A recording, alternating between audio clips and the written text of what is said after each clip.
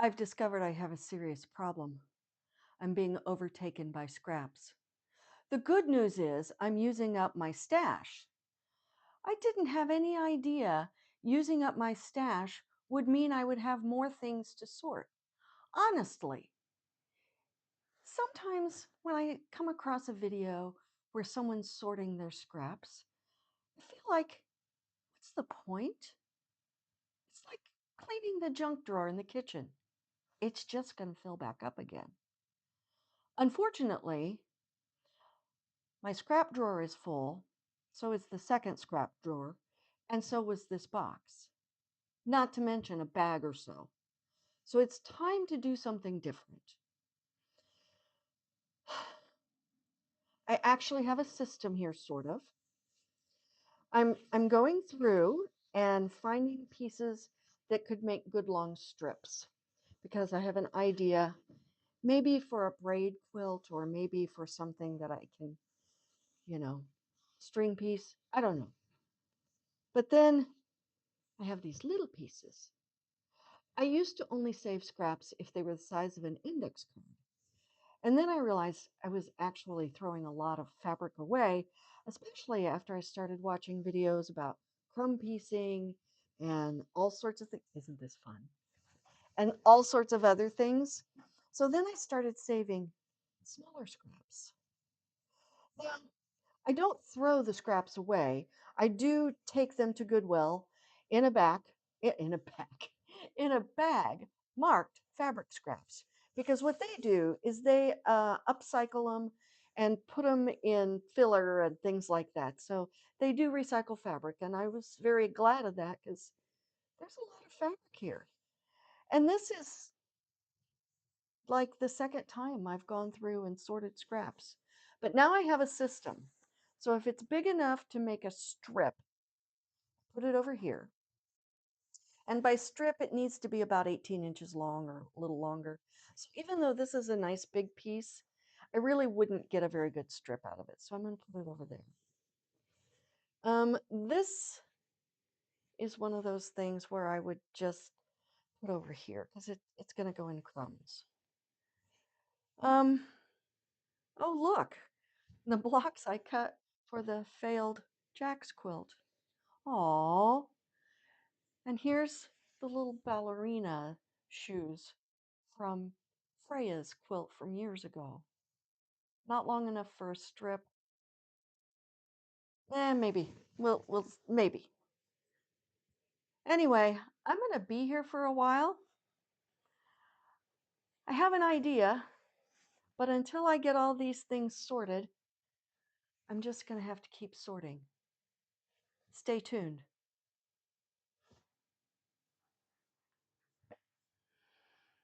Well, as you might have guessed, it took me several hours to go through all my fabric stash.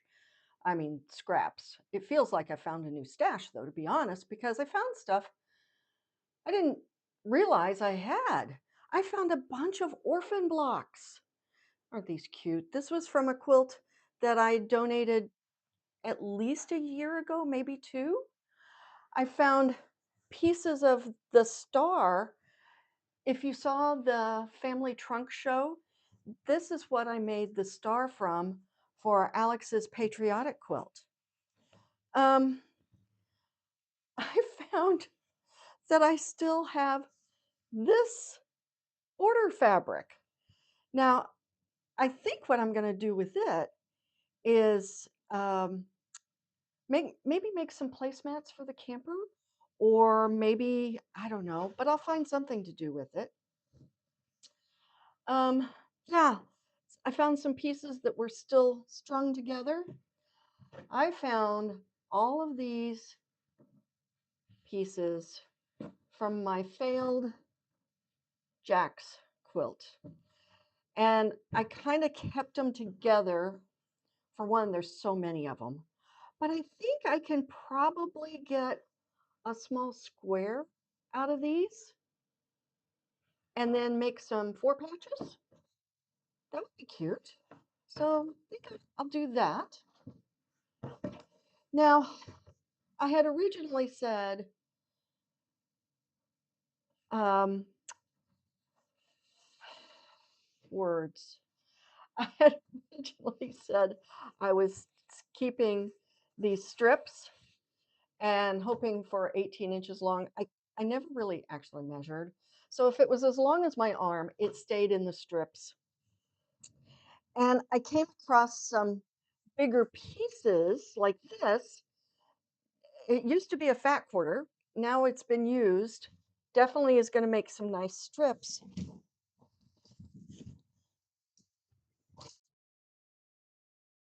Here's all the strips I found. Yeah, I'm going to have to do something with that. And I even found part of a braid. So maybe I'll make another braid quilt or two, because there's easily 2 quilt tops here. But the small pieces weren't all terribly small.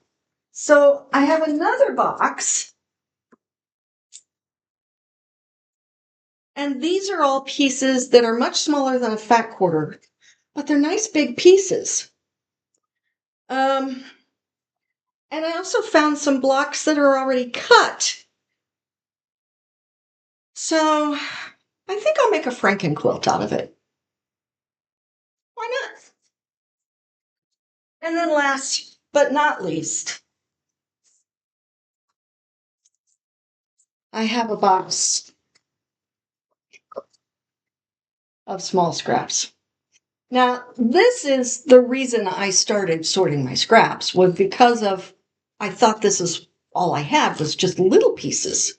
I didn't realize I had strips and large pieces. So it's good that I sorted. Yes, I can see the value in sorting fabric. I am not dividing them into colors, though. Here's the reason I started this project.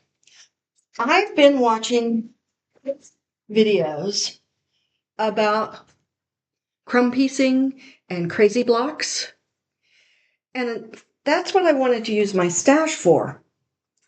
But the other thing I've been thinking about is dryer sheets. Let me show you what I've got in mind. Here's the thing. I buy these dryer sheets that are supposed to be all natural ingredients and no forever chemicals, blah, blah, blah. But this is a plastic matrix. So this goes in the landfill and still stays with us forever. So I got to watching some videos about crazy quilts and crumb blocks and things like that. And I was like, wait, what if I use the dryer sheet for my foundation? So I did it. All those little pieces that I sorted out earlier. Here's one. This was my first one, actually. And I started very traditionally with a centerpiece and then finger pressing and going out, right? And it worked well. The dryer sheet held up. But then I found a hole in it because I hadn't done this before, so mistakes happen. And I put a patch on it and just used a decorative stitch to sew it down. Then I remembered a video I watched, and I don't remember the artist, but I'll put it in the description. She was doing crumb blocks with fusible interfacing, and she laid it all out, pressed it, and then went back and did stitching on top of it. And I thought to myself, I'm not going to fuse this. It's already been through the dryer. But why can't I make it a crazy block? So again, started in the middle, used some decorative stitches that are on my machine.